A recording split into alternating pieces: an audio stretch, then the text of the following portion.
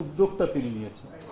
এই যে family card, কৃষক কার্ড, খাল খনন, সামনে হেলথ কার্ডেরও প্রতিশ্রুতি, আজকের এই গ্যাস সংকট কেন, এটা মোকাবেলার জন্য প্রধানমন্ত্রী কি কি পদক্ষেপ নিয়েছেন, এটার একটা আমি বিশ্বাস করি একটা সারসংক্ষেপ এখানে দেওয়া আছে। এবং নির্বাচনের প্রাক্কালে তিনি যে সমস্ত প্রতিশ্রুতি দিয়েছেন সে প্রতিশ্রুতিগুলো উনি ক্ষমতাসীন হওয়ার পরে দুই একদিন পর থেকে উনি বাস্তবায়নের জন্য বাংলাদেশের মাঠে মাঠে, হাটে ঘাটে, বন্দরে তিনি ঘুরে বেড়াচ্ছেন, দিন রাত ঘুরে বেড়াচ্ছেন। তিনি তার প্রতিশ্রুতি বাস্তবায়ন হচ্ছে কিনা এটা তিনি দেখছেন, এবং সেক্ষেত্রে কোনো গাফিলতিও তিনি যেমন সেটিকে পাত্তা দিচ্ছেন না বা সেটির বিরুদ্ধে তিনি কঠোর ব্যবস্থা নিচ্ছেন। যদি কেউ গাফিলতি করে, সে কি বলে যে আমলাতন্ত্রের লোক হোক, ব্যুরোক্রেসির লোক হোক, রাজনৈতিক লোক হোক, শক্ত হাতে তিনি সেটা পদক্ষেপ নিচ্ছেন। আবার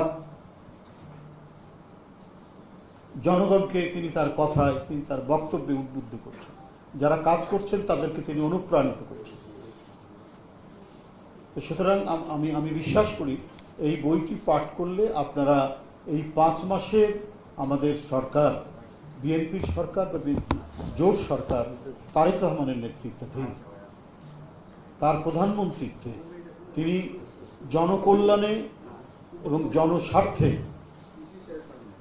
এবং সামাজিক নিরাপত্তা বেষ্টনী আরো বিস্তৃত করার জন্য যে উদ্যোগগুলো গ্রহণ করেছেন এবং যে উদ্যোগগুলো এখন বাস্তবায়ন হতে চলছে তার একটা মোটামুটিভাবে বিস্তৃত বর্ণনা এই বইটির মধ্যে পাওয়া যাবে বলে আমি বিশ্বাস করি। আমি যতটুকু পাতা উল্টেছি তাতে তাই মনে হয়। তো যাই হোক, আমি বক্তব্য দীর্ঘায়িত করব না।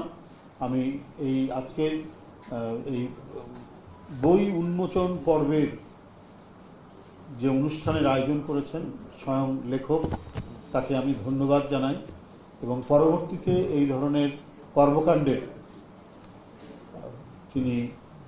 তিনি বই লিখবেন এবং এই বই লেখার মধ্যে দিয়ে আজকে যারা অপপ্রচার করছে, সরকারের বিরুদ্ধে কলঙ্ক লেপনের চেষ্টা করছে, যারা এই সরকারকে নানাভাবে তার কাজে বাধা প্রদান করছে,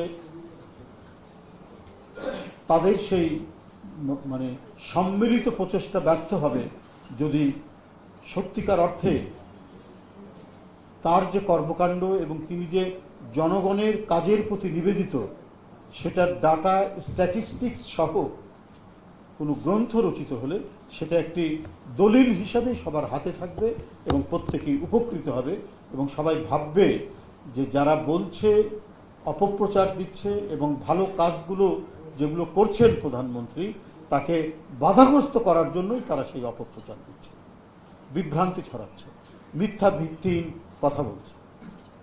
আমি লেখককে আবারও ধন্যবাদ জানিয়ে আমার বক্তব্য শেষ করছি। ধন্যবাদ।